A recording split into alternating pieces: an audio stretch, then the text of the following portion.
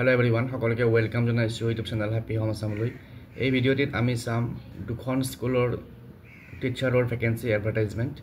টিচাৰৰ লগতে আৰু বেলেগ কিছু ভ্যাকেন্সিও আছে যিসকলে ইন্টাৰেস্টেড এপ্লাই কৰিব পাৰিব।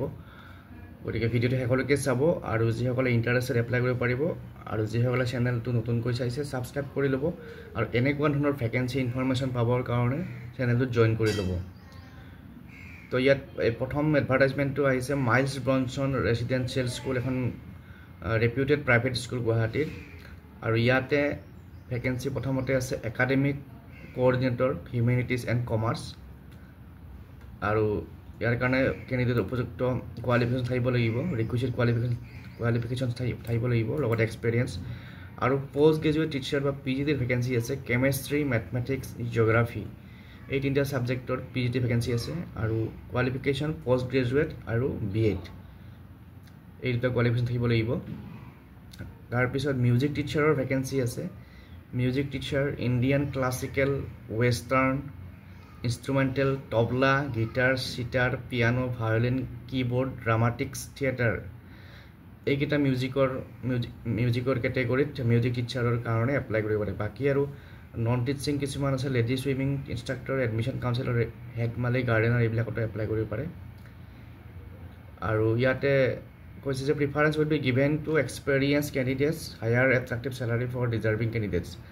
এক্সপিৰিয়েঞ্চ থকাসকলক প্ৰিফাৰেঞ্চ দিয়া হ'ব।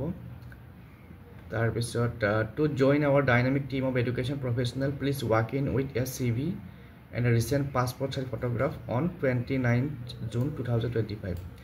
ৱাক ইন ইণ্টাৰভিউ হ'ব অহা 29 জুনত। আৰু নিজৰ যি CV আৰু এক কপি ফটো লৈ পেলাই 29 জুনত যিসকলে ইণ্টাৰেষ্টেড যাব পাৰিব। আৰু টাইমটো হৈছে 9:30 AM to 1:30 PM, এইখিনি সময়ৰ ভিতৰত যাব লাগিব।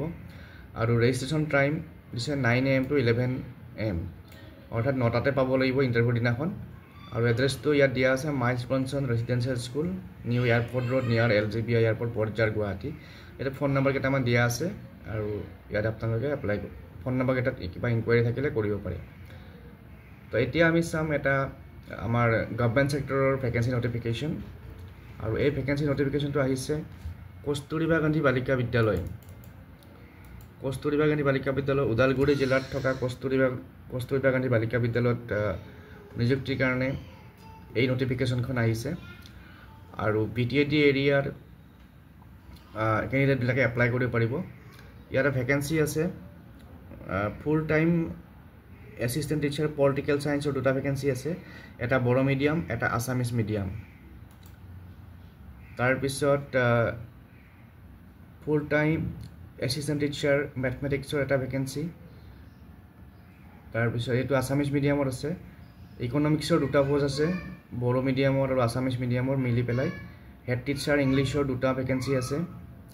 তাৰপিছত এছিষ্টেণ্ট আছামিজৰ আৰু এটা ভ্যাকেন্সি আছে, আছামিজৰ ফুল টাইম এছিষ্টেণ্ট টিচাৰ এটা ভ্যাকেন্সি আছে। তাৰপিছত এডুকেশ্যনৰ এটা ভ্যাকেন্সি আছে, জিঅ'গ্ৰাফি এটা ভ্যাকেন্সি আছে, ফিজিক্সৰ এটা ভ্যাকেন্সি, কেমেষ্ট্ৰি এটা ভ্যাকেন্সি, আৰু পাৰ্ট টাইম ছায়েন্সৰ টিচাৰ এটা ভ্যাকেন্সি আছে আছামিজ মিডিয়ামৰ।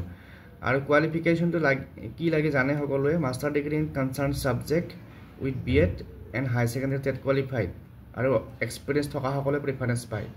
কিন্তু যদি হায়াৰ ছেকেণ্ডাৰী টেট নাই তেতিয়াহ'লে কোৱালিফিকেশ্যনখিনি normal, master degree in concern subject with BEd and experience preferable. আৰু ৰেমুনাৰেশ্যন হ'ব 22,000 ফৰ টেট কোৱালিফাইড আৰু 20,000 ফৰ নন টেট কোৱালিফাইড। তাৰপিছত for head teacher 24,000 for TET qualified আৰু ফৰ নন টেট 22,000। এজ লিমিটেশ্যনটো 45 years আৰু এজটো 2025 চনৰ জানুৱাৰীত কেলকুলেট কৰা হ'ব। আৰু গোটেইকেইটা পোষ্ট অনলি ফিমেলৰ কাৰণে আছে। ইয়াক কেনেকৈ এপ্লাই কৰিব, ইয়াত কণ্ডিশ্যনখিনি আছে। এটা পোষ্টত অকল এজনে এপ্লাই কৰিব পাৰিব।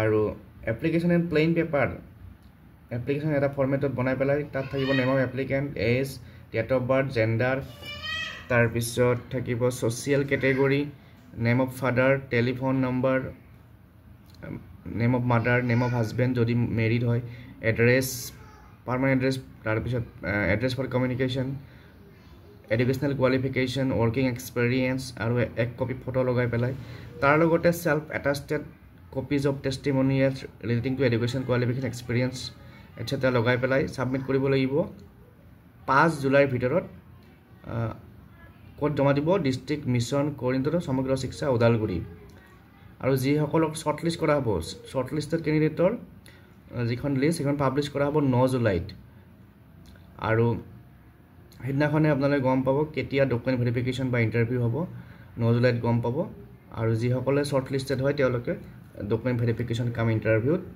যাব লাগিব গতিকে এইটোৱে হৈছে আমাৰ ওদালগুৰি জিলাৰ কস্তুৰবা গান্ধী বালিকা বিদ্যালয়ৰ পৰা ওলোৱা এডভাৰটাইজমেণ্ট গতিকে যিসকলে ইণ্টাৰেষ্টেড তেওঁলোকে এই এডভাৰটাইজমেণ্টটো চাই পেলাই যাব পাৰিব পুনৰ লগ পাম নেক্সট ভিডিঅ'ত অন্য এটা বিষয় লৈ পেলাই ধন্যবাদ